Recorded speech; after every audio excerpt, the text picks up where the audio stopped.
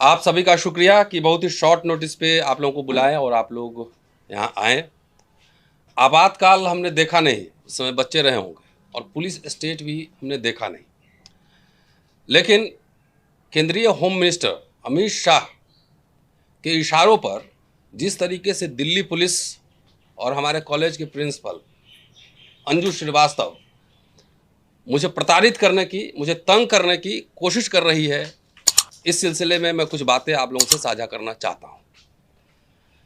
और इस अवसर पर ये जरूर कहना चाहता हूं, तकरीबन आज से 90 साल पहले जब गांधी और अंबेडकर की मुलाकात हुई थी, तब गांधी को अंबेडकर ने कहा था कि Gandhi, I have no homeland. अगर आज इस जगह पे इस समय अंबेडकर होते तो संविधान लगने के बावजूद ये बोलते, mister Gandhi, we have half homeland. और मैं दावे के साथ कह सकता हूं कि वाकई संविधान लागू है, लेकिन दलितों का जिस तरह से उत्पीड़न, दमन हो रहा है, हाफ होमलैंड है। अभी पूरी जो है सिटीजनशिप और पूरे अधिकार मिलना बाकी है। और संदर्भ यह है कि बाबा साहब की 132वीं जयंती मनाने के लिए मुझे लंदन जाना था। कोर्ट से परमिशन है, इसके बावजूद दिल्ली पुलिस की लापरवाही और इग्नोरेंस की वजह से, या कहिए कि जानबूझकर, ब्रिटिश हाई कमीशन ने उन्हें कांटेक्ट करने की कोशिश की मेरे केस के बारे में, लेकिन उन्होंने कोई रिस्पांस नहीं दिया।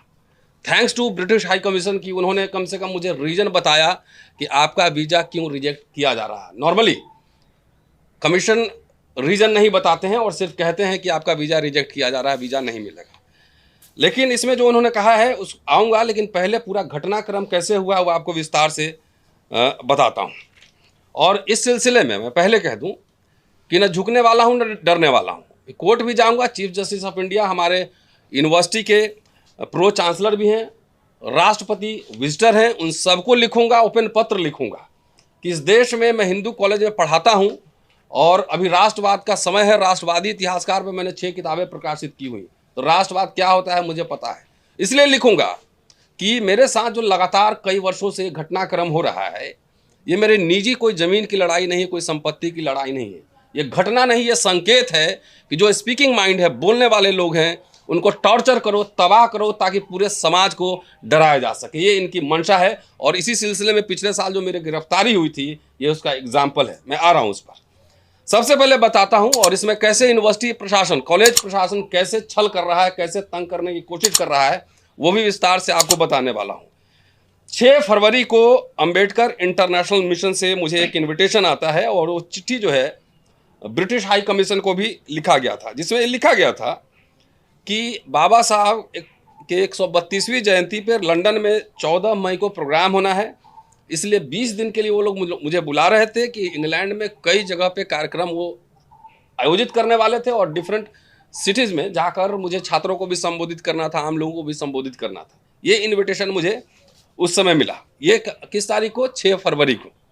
अब देखिए, मैंने प्रिंसिपल को 7 तारीख को, नेक्स्ट डे, मैंने उनको चिट्ठी लिखी कि मुझे NOC दिया जाए, मुझे UK जाना है, बाबा साहब जयंती में मुझे वहाँ लेक्चर देना है। और प्रिंसिपल जो है 1 महीना तक, जबकि NOC लिखने में सिर्फ 4 लाइन लिखना होता है, the college has no objection for his visit to United Kingdom, ये लिखना था। 1 महीना इसने टाइम लगाया। और मैं जब मैंने एप्लीकेशन लिखा था, उसमें लिखा था वीजा पर्पसेस के लिए, NOC के लिए, जो प्रिंसिपल को लिखा था कि this is also to inform you that I did my doctoral thesis on Kashi Prasad Jayaswal, the making of a nationalist historian, and published several books related to my research. Kashi Prasad Jaiswal studied in the Oxford University between 1906 to 1910 and obtained several degrees. During my stay in UK, I will also try to explore some research material for my future research. कि काशी प्रसाद जायसवाल जिस पे मेरी thesis है, किताबें छापी हैं, वो Oxford में पढ़े थे और मैं जा रहा हूँ वहाँ कुछ रिसर्च मटेरियल भी लाऊंगा और अपने रिसर्च को आगे बढ़ाऊंगा। ये एकेडमिक इंस्टीट्यूशन को दे रहा हूँ, जरा सोचिए, मैं विस्तार से बताने वाला हूँ। इसके बाद 1 महीने बाद प्रिंसिपल का मेरे पास NOC आता है और NOC दिलचस्प है। और ये बताना, खुल खुल के बताना, ये सब बात जरूरी है। उन्होंने पहले लिखा कि भाई the college has no objection, लेकिन दूसरा पैराग्राफ आप लोग फोकस करके देख लीजिए, इसमें क्या लिखा हुआ। दूसरा पैराग्राफ देख लीजिए।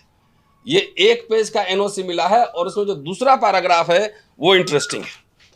वो लिख रही हैं कि it may not be out of place to mention that as per the information provided by additional DCP 1 north Delhi vide letter number 5830/SO additional DCP 1 north district dated 1/12/22 FIR number so and so कि 153A और 295A में मेरे खिलाफ FIR दर्ज हुआ है and Ratan Lal was arrested on 20/5/2022। Thereafter he was produced before learned MM on same day 20/5/22। ये गलत है, 21/5 को वहां पे आए थे।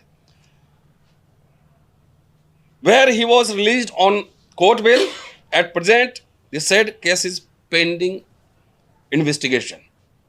ये 1 महीने बाद आप सब जो, वो तो विदेश जाती होंगी और जितने यूनिवर्सिटी अथॉरिटीज हैं वो जाते होंगे, 1 महीने बाद ये जिस कॉरेस्पॉन्डेंस की बात कर रही है दिल्ली पुलिस से, अगर मेरे बारे में कोई कॉरेस्पॉन्डेंस हो रहा है दिल्ली पुलिस से, चाहे किसी से भी, कानून की मर्यादा ये कहता है कि उसके बारे में हमें सूचना होनी चाहिए कि क्या कॉरेस्पॉन्डेंस, एक फाइल, एक copy to the person concerned मुझे मिलना चाहिए। लेकिन प्रिंसिपल ने उसकी कोई चिट्ठी मुझे नहीं दी, कोई कॉरेस्पॉन्डेंस दिल्ली पुलिस के साथ, क्या कॉरेस्पॉन्डेंस हुआ, इन्होंने दिल्ली पुलिस को क्या लिखा, दिल्ली पुलिस ने क्या जवाब दिया, इसकी कोई कॉपी हमारे पास प्रिंसिपल ने नहीं भेजा। ठीक है, तो ये आप इंटेंशन है कि मैं NOC भी दे रही हूं लेकिन आपका वीजा रिजेक्ट हो जाए। अब प्रिंसिपल और दिल्ली पुलिस के बीच जो साठगांठ है वो भी आपको बताने वाला हूं। वीजा के लिए मैंने अप्लाई कर दिया और कानूनन जब वीजा के लिए अप्लाई करते हैं और FIR आपके अंडर है, आपके ऊपर है, तो कोर्ट से ट्रैवल परमिशन लेना पड़ता है। हमने, हमारे लर्नेड लॉयर मुकेश जी बैठे हुए हैं, इनके थ्रू हमने जो है एप्लीकेशन लगाया कोर्ट में। और कोर्ट में जो दिल्ली पुलिस जो आर्गुमेंट कर रही है वो आर्गुमेंट दिलचस्प है, जरा सुनने वाली बात है। सेकंड पैराग्राफ जो रेलेवेंट है वो पढ़ रहा हूं कि Shri Ratan Lal has applied for NOC to visit abroad. It is pertinent to mention that Shri Ratan Lal is a professor in Hindu college and teaching history in Hindu college from past many years. He is also residing in Hindu college from past many years and has deep root in society. Thus, in view of the above mentioned facts and circumstances, it is submitted that as Sri Ratan Lal is no longer required for investigation. साल भर होने को है FIR, लेकिन आज तक Delhi police ने chargesheet हमारे खिलाफ नहीं पेश किया और कोर्ट में यह कह रहा है दिल्ली पुलिस कि कोई इन्वेस्टिगेशन की जरूरत नहीं, मैं हिंदू कॉलेज में पढ़ाता हूं, हिस्ट्री पढ़ाता हूं, हिंदू कॉलेज में रहता हूं, कोई इन्वेस्टिगेशन की जरूरत नहीं है। इसके बाद कोर्ट से हमें 29 तारीख को ही परमिशन मिल गया अब्रॉड जाने का। इसमें कुछ कंडीशन था, वो मैं सुना देता हूं।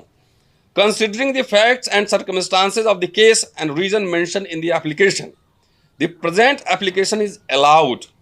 Accordingly, permission is granted to accused Ratan Lal to visit United Kingdom between 10/5/23 to 30/5/23. Applicant is directed to file complete itinerary of above said visit before the IO before travel.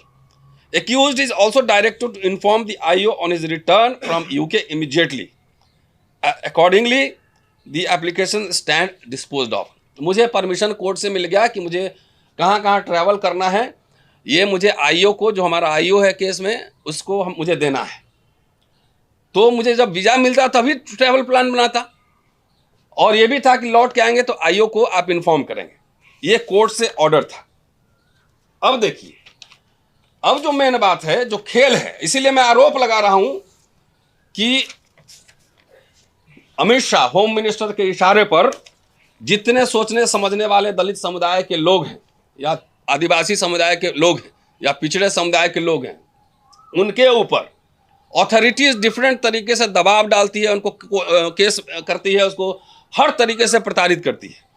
अब जब मेरे पास visa office से जो letter आया, वो letter दिलचस्प है।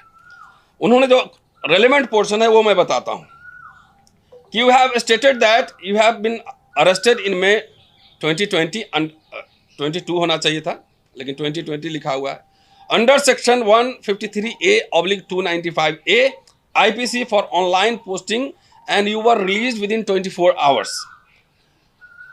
You have submitted a court order dated 29th March 23 stating that you have been permission to travel abroad. Our office have made a number of attempts to verify the court order, but the police department have not responded. ये खेल है कि कह रहे हैं कि court order मुझे मिला है, पुलिस जाके कोर्ट में कह रहे हैं कि नो इन्वेस्टिगेशन रिक्वायर्ड, किसी जांच की जरूरत नहीं है।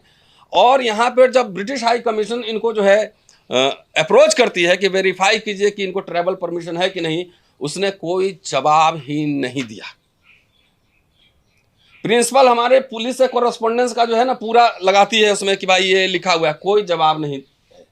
अब पुलिस का स्टैंड देखिए, इसका मतलब स्पष्ट नहीं है कि दोनों में तालमेल है, स्पष्ट है। और यही नहीं, 2000 में इस कॉलेज में 2000 से हूँ, 22 साल हो गए, 3 साल पहले और पढ़ा चुका हूँ। ये भाजपा सरकार आने के पहले जो साथी रिकॉर्ड हमारा जानते होंगे, सरकार की नीतियों के खिलाफ हम लोग लिखते बोलते धरना प्रदर्शन करते रहे। लेकिन जैसे 14 में ये सरकार बदली है, आते आते 15 में हमारे कॉलेज में प्रिंसिपल बनी है, और आते आते सबसे पहले मेरे घर के सामने कूड़ादान खुदवाया हुआ है, कंपोस्ट पिट उसमें लिखा हुआ है, लेकिन 1 ग्राम कंपोस्ट उसमें से नहीं निकला है। और वहां पर कुछ कचरा दान है, कोई भी आदमी देख सकता है जाकर। वही नहीं, जब प्रोटेस्ट किया तो हमारे खिलाफ महिला उत्पीड़न केस करवाई फर्जी। मैंने प्रोसीडिंग फेस की, आज तक उसकी रिपोर्ट मुझे नहीं दी गई है, आज तक नहीं दी गई है रिपोर्ट। क्या एज पर द लॉ है ये संविधान? कंप्लेनेंट था ही नहीं, कंप्लेनेंट ना, कंप्लेनेंट थी यहाँ पर एक थी, वो दूसरा केस है। तो आज तक मुझे उसकी ऑर्डर नहीं दी गई। मेरी 10 किताबें ऑन रिकॉर्ड कह रहा हूं, 14 आर्टिकल हैं, रिसर्च पेपर हैं, सैकड़ों मेरे लेक्चर्स हैं यूनिवर्सिटीज में। 2018 से वही राष्ट्रवादी इतिहासकार पर और किताब लिखने के लिए सबैटिकल लीव मांग रहा हूं, लीव नहीं मिल रहा है। इतनी किताब लिखने के वाले 18 से मैं प्रोफेसरशिप के लिए एलिजिबल हूं, और सबसे पहले मेरा एप्लीकेशन किया है कॉलेज में, सबसे पहले 2020 का अप्लाई किया हुआ है, लेकिन आज तक प्रमोशन नहीं हुआ है। ये क्या? और जब वीजा के लिए मांग रहा हूं तो आप मेरे मुकदमा का जिक्र कर रहे हैं, उसमें तो ये भी मुकदमा का जिक्र करना चाहिए था ना कि मेरे ऊपर महिला उत्पीड़न केस है, यह भी जिक्र करना चाहिए था, तब ना रिपोर्ट मांगते। आज तक क्यों रिपोर्ट नहीं है? मेरे कहने का मतलब यह है कि कॉलेज प्रिंसिपल, दिल्ली पुलिस, ये सब सरकार के इशारे पर मुझे हर तरीके से, मुझे कैरियर मेरा तबाह कर रही है, मुझे पढ़ने के लिए बाहर नहीं देना चाहती है, मुझे छुट्टी नहीं देना चाहती है। आखिर ये दिल्ली पुलिस किस बिहाफ पे मुझे गिरफ्तार की थी? तकरीबन 11 साढ़े 11 महीना पहले। क्या जो कंप्लेन उनको मिला, उन्होंने मुझे नोटिस दिया था, बिना नोटिस दिए हुए झूठ बोलकर मुझे गिरफ्तार किया। दिल्ली पुलिस अमित शाह के अंडर में है। किसके इशारे पर दिल्ली पुलिस ये काम कर रही है कि जो मुझे गिरफ्तार भी कर रही है, मुझे एकदम झूठ बोल के गिरफ्तार करती है, बेल मिल जाता है, मुझे लंदन जाना है लेक्चर देने तो कोर्ट में कुछ और कह रही है, जब ब्रिटिश हाई कमीशन जब इंक्वायरी करता है तो उसका कोई जवाब ही नहीं देती है। तो ये मिली एकदम साठ गांठ है पूरा सरकार, प्रिंसिपल और दिल्ली पुलिस का सरकार के इशारे पर हो रहा है। लेकिन जैसा कि मैंने पहले कहा कि इससे न डरूंगा न झुकूंगा। अगर इतनी सर्वशक्तिशाली सरकार है तो मुझे फांसी पे लटकवा दे, फिर गिरफ्तार करवाए, या मुझे नौकरी बर्खास्त कर दे, खत्म कर दे। अगर उनके पूरे कुरीतियों पर न्याय के खिलाफ अगर बोलना जुर्म है, उसका पर्दाफाश करना जुर्म है, तो डरने की जरूरत है। न डरूंगा न झुकूंगा, कोर्ट भी जाऊंगा। और मुझे अंबेडकर की जयंती पे बोलना था। अभी इतिहास से किताब हटाने का इनका बड़ा प्रचलन चला हुआ है। इतिहास से किताब हटाने का इतना ही शौक है तो चुनाव के समय बाबा साहब याद आते हैं। तो एक काम करो ना, बाबा साहब को सिलेबस से हटवा दो ना, बहुत शौक है ना सिलेबस से हटाने का, तो हटवा दो। इस तरीके से पूरे आतंकित लोगों को किया जा रहा है।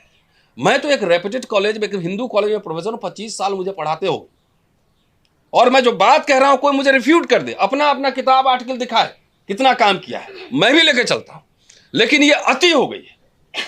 न पढ़ने के लिए छुट्टी दिया जाएगा, न रिसर्च करने के लिए छुट्टी दिया जाएगा, बाहर जाना है तो टांग अड़ा देंगे, प्रमोशन नहीं करेंगे। क्या करना चाहती है सरकार, ये विश्वविद्यालय प्रशासन?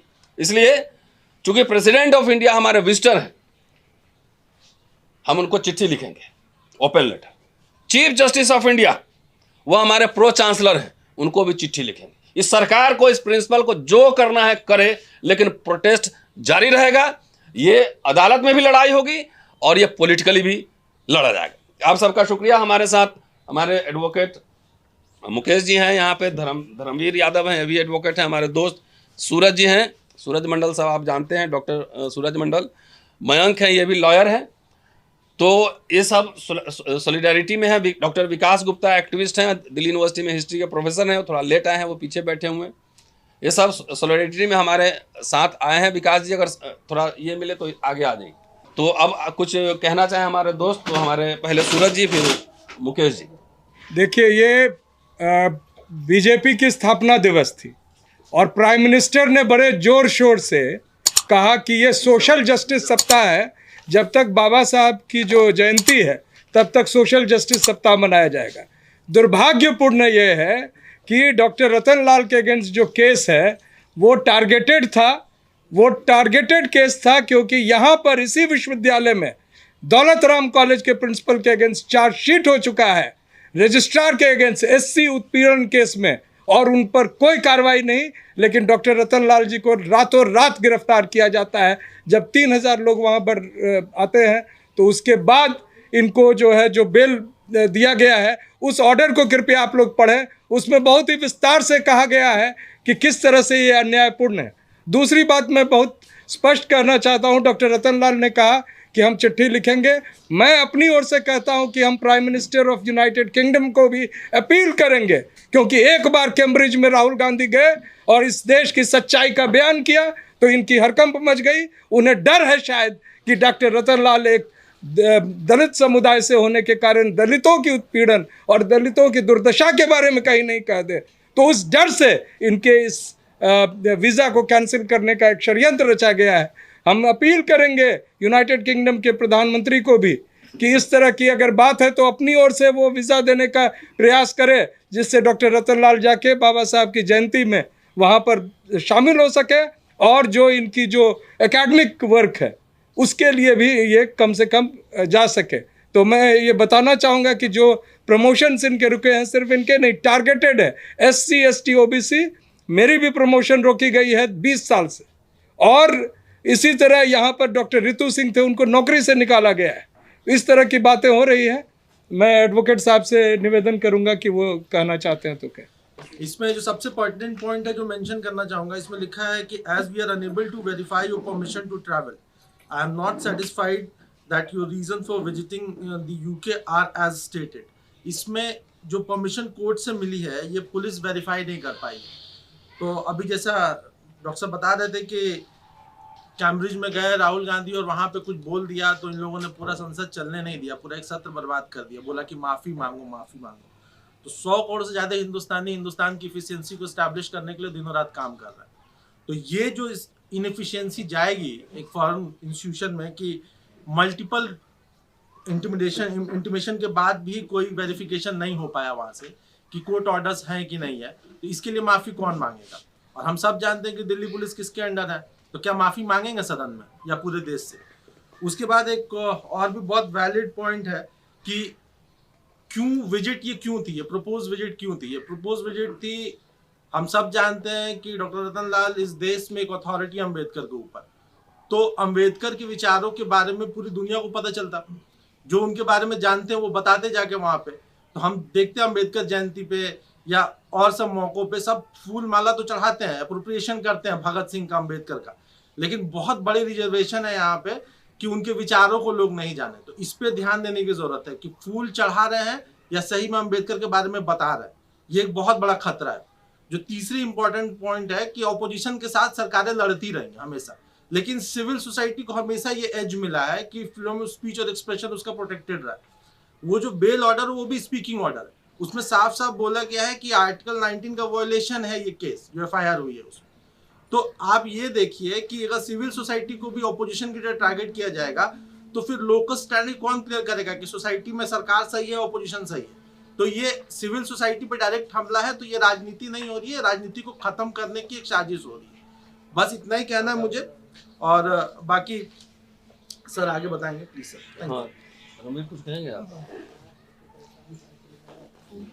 जैसा कि साफ साफ दिख रहा है इसमें, जब कोर्ट से परमिशन मिल गया है तो इस तरह का रिफ्यूज़ल जो है या इस तरह से मतलब लाल फीताशाही जो हो रही है कि पुलिस जो है रिस्पॉन्ड नहीं कर रही है कमीशन को, मल्टीपल कॉल्स है इसमें, डिटेल्स वगैरह दी हुई हैं, उसके बाद अगर कोर्ट के ऑर्डर के बावजूद अगर ये लोग इस तरह से कर रहे हैं तो इसका मतलब है कि दबाव है इनके ऊपर। और जैसा कि बोल रहे हैं सर कि वो राहुल गांधी वाले मैटर के बाद ये लोग बहुत डरे हुए हैं, सरकार बहुत डरी हुई है, और दिल्ली पुलिस जो है अमित शाह के अंडर में सीधे सीधे काम करती है। तो समझ में आ रहा है कि किस तरह से इनको रोकने की, और ताकि जो इनके पहले जो मामले रहे हैं सर काफ़ी पॉपुलर हैं आजकल, अम्बेडकर पे तो अथॉरिटी है ही, अदरवाइज़ भी सर बहुत पॉपुलर हैं, अच्छे वक्ता हैं, और यूके में 20 दिन का प्रोग्राम था इनका। तो इनको ये डर था कि जो है वहाँ से भी जो है सर वहाँ जाके बोलेंगे तो वहाँ से भी जो है यहाँ का जो यहाँ पे जो इश्यूज़ हो रहे हैं वो वहाँ तक जाएंगे, और वहाँ पे भी लोगों को पता चलेगा कि किस तरह सरकार न्यू इंडिया की बातें करती है और किस तरह जो है बाहर अपना चेहरा चमकाने के चक्कर में रहती है, और जो रियलिटी है, जो ग्राउंड रियलिटी है यहाँ पे यूनिवर्सिटीज़ में क्या हो रहा है और सरकारें कैसे बिहेव कर रही हैं, पुलिस कैसे बिहेव कर रही है, वो सब सामने आएगा, उसका पर्दाफाश होगा। तो शायद इस रीज़न से सर को जाने से डिलिबरेटली रोका गया है। मुझे साफ साफ दिखाई दे रहा है सर। मयंक साहब,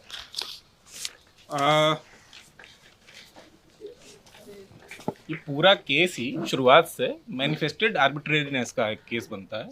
जिस टाइम प्रोफेसर रतनलाल का जब अरेस्ट हुआ, वो अरेस्ट भी सुप्रीम कोर्ट के द्वारा डिसाइडेड तमाम केस, जैसे अर्लेश कुमार या तमाम और छोटे छोटे केसेस में उन्होंने गाइडलाइंस दी, उनका वायलेशन करके पहले अरेस्ट हुआ।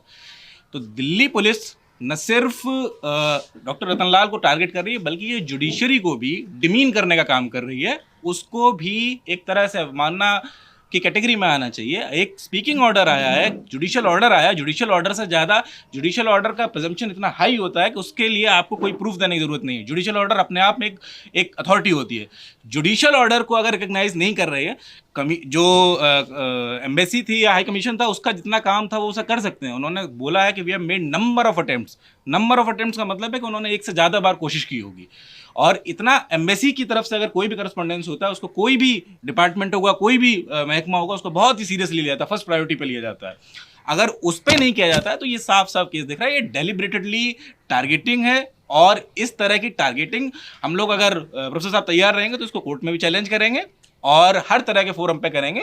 और दिल्ली पुलिस को या कोई भी, जहाँ तक ये आवाज़ पहुँच रही हो, कोई भी महकमा हो, कम से कम लोगों की बात नहीं समझ सकते हैं, उनको इज्जत नहीं कर सकते हैं, कम से कम कोर्ट को तो छोड़ दीजिए, कोर्ट के ऑर्डर को कम से कम आप रिस्पेक्ट दीजिए। तो इसके खिलाफ, जैसा कि प्रोफेसर साहब आगे डिसाइड करेंगे, हम लोग कोर्ट में जाएंगे और कोर्ट से ही, और ये होगा, आगे होगा। चंद्रभान प्रसाद जी हैं, दलित आइडियोलॉग हैं। बस यही कहना चाहूँगा कि सिविलाइजेशनली जो हिंदू ट्रेडिशन है, उसमें एक समुद्र मंथन हुआ था। समुद्र मंथन से अमृत निकली थी और विष निकला था। जो हिंदू कॉन्शियसनेस में अमृत का एसोसिएशन सवर्ण समाज से है, विष का एसोसिएशन हमारे एंसेस्टर्स राक्षसों के साथ है। तो अब तो सरकार ने ओपनली कह दिया है कि यह अमृत काल है, यानी सवर्ण समाज का शासन अब भारत में चल रहा है। ये गवर्नमेंट का ओपन डिक्लेरेशन है। और आप हिंदू सिविलाइजेशन को और ठीक से पढ़ें तो उसमें 7 समुद्र पार की यात्रा वर्जित है। बहुत पहले से ही ग्लोबलाइजेशन से फियर है हिंदू सिविलाइजेशन को कि हमारी बातें बाहर के लोगों को पता न चले कि किस तरह का समाज हमने बना के रखा है। और प्रोफेसर रतनलाल आज दलित समाज में ग्लोबल आइकन हैं। और चूंकि अब ये सवर्ण समाज का शासन चल रहा है तो इसमें दलितों को केवल सुनने का अधिकार है, बोलने का अधिकार नहीं है। तो ये it is a genetic question, it has got into genetics of upper caste consciousness कि दलित जो है उसे बोलना नहीं है, और फॉरेन शोर पर जाकर के पता नहीं क्या क्या हमारे ये भेद उजागर कर देंगे। तो अब समुद्र मंथन चल रहा है, अमृत वो पी रहे हैं, तो असली खेल तो दिखेगा 2024 के बाद। अगर यह अमृत काल जारी रहा तो बड़े बड़े हमले के लिए तैयार रहिए। मैं तो 3 बार जेल जा चुका हूँ, 4थी बार में जाने में मुझे कोई दिक्कत नहीं है। तो आप हिम्मत बांधिए, इतिहास में ऐसे ही होता है। इतिहास में बड़े बड़े महापुरुष लोगों का रास्ता रोका गया है। तो लड़ाई है, आपने चुना है लड़ाई का पाथ, तो आप उस पर अग्रसर होइए, हम सब लोग साथ हैं आपके। चलिए, वैसे मैं जाके कुछ और नहीं बोलने वाला था। भारत सरकार ने अंबेडकर साहब की जो किताब छापी है, the future of democracy in India, the prospects of democracy in India, जो भारत सरकार ने किताब छापा है, उन्हीं किताब पर मैं उनका लेक्चर भी बोलने वाला था। तो किताब से डरते हैं ना ये लेकिन छाप भी रहे हैं। किताब बंद से कर डरते देंगे। हैं, पढ़े लिखे लोगों से डरते हैं।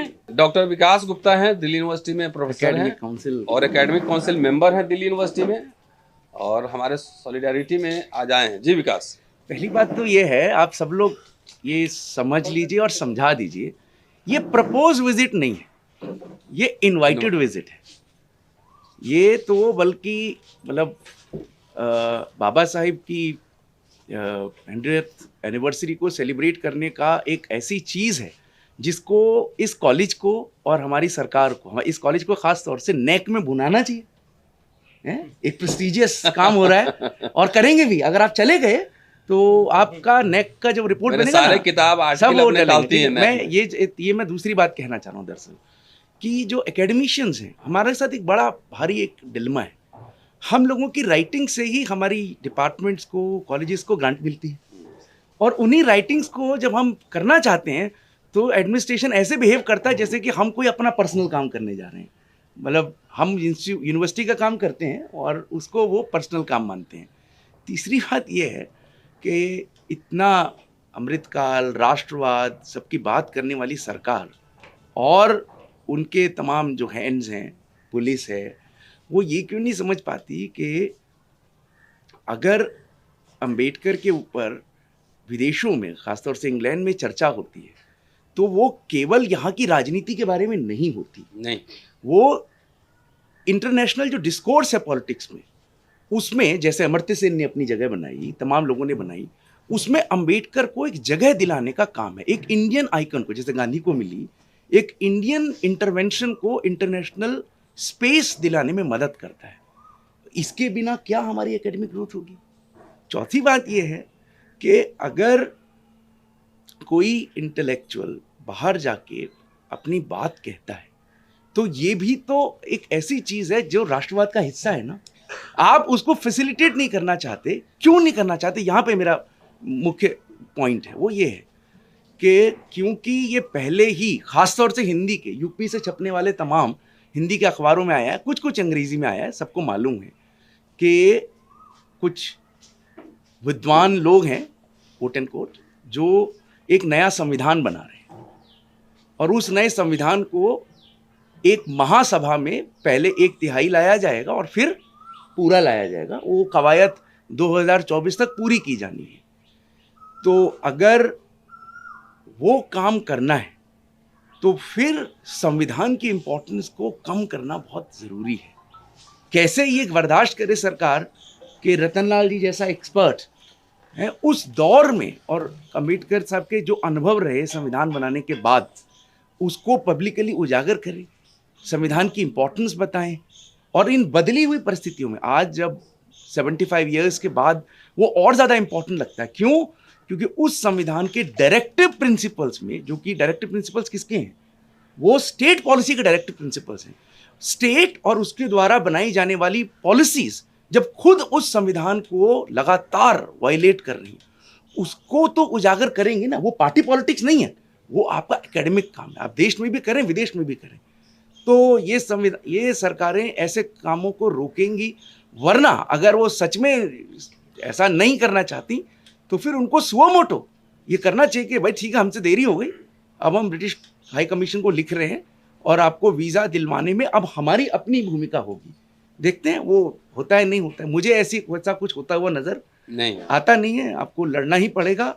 और ये आखिरी बात कह रहा हूँ कि आज ही मैंने आपको कहा था ना, कल एक रिपोर्ट कार्ड बना रहा हूँ सेंसस के डेटा और जो सरकारी डेटा, ऑल इंडिया एजुकेशन सर्वे आया है, उससे पहले जो डाइस का डेटा आया है। अब भी 100 में से मतलब 15 ऐसे दलित विद्यार्थी नहीं होते जो 12वीं पास कर पाए। जो थोड़े से पढ़ पाए हैं उनमें से कुछ बोलने वाले पैदा हो गए, एक यहां बगल में बैठे हुए हैं। तो क्यों नहीं उसको रोकेंगे? तो लॉजिकल है, ये सब उसी की परिणति है, ये अनएक्सपेक्टेड नहीं है। जब चारों तरफ इस तरह से डिसेंट को कर्टेल किया जा रहा है, कितने लोगों को हमने देखा है पिछले सालों में, इतने हमारे आसपास के लोग जो बोलता है क्रिटिकली उसको जेल में बंद कर दिया जाता है और जेल में बंद लंबे लंबे समय तक उनको रहना पड़ता है। तो ये उसी का एक सीक्वल है। As member of the academic council of Delhi university मैं ज़रूर ये अपील करना चाहूँगा यूनिवर्सिटी एडमिनिस्ट्रेशन से भी, कॉलेज एडमिनिस्ट्रेशन से भी, कि एक बेहतरीन एकेडमिशियन को और सहूलियत दीजिए ताकि वो क्रिटिकल नज़रिया, सेलिब्रेटरी नज़रिया नहीं, क्रिटिकल नज़रिया इस देश के बारे में और डेवलप कर सके। और ये उसकी देश को असली उसकी सेवा होगी। उनके सारे प्रमोशंस क्लियर कीजिए, बल्कि प्रायोरिटी बेसिस पे क्लियर कीजिए। रिजर्वेशन इन प्रमोशन की पॉलिसी बनी हुई है पूरे देश में। तो और यहाँ नहीं मैं कह रहा हूँ, मेरे पास सुनिए ना, नंबर है, मैं कह रहा हूँ रिजर्वेशन प्रमोशन की पॉलिसी पर यूनिवर्सिटी में हम लोग ये मानते हैं कि ठीक है, जिसकी एकेडमिक परफॉर्मेंस है उसे दिया जाएगा। तो ये तो आउटस्टैंडिंग परफॉर्मेंस करने के बाद वो भी रोक के रखा, अभी तक छुट्टी भी नहीं दी। ये भी ठीक है, आप कहते हो कि मतलब leave is not our right, पर 1/3 का क्लॉज है ना, 1/10 का, उसके ऊपर तो दोगे ना। तो आपने अभी तक क्यों नहीं दी? या तो रिकॉर्ड पेश कीजिए, आप मांगिए उनसे रिकॉर्ड। 1/10 के क्लॉज के ऊपर आपको क्यों नहीं दिया अभी तक? और तीसरी बात ये कि भाई कॉलेज क्योंकि हमारी अपनी परफॉर्मेंस को नेक में यूज करता है, तो whether college is willing now to write a letter to the Commissioner of Police to intervene in this matter and facilitate the visa to Professor Bhattarlal. Whether the principal will do that, that is the point. शुक्रिया आप सभी का।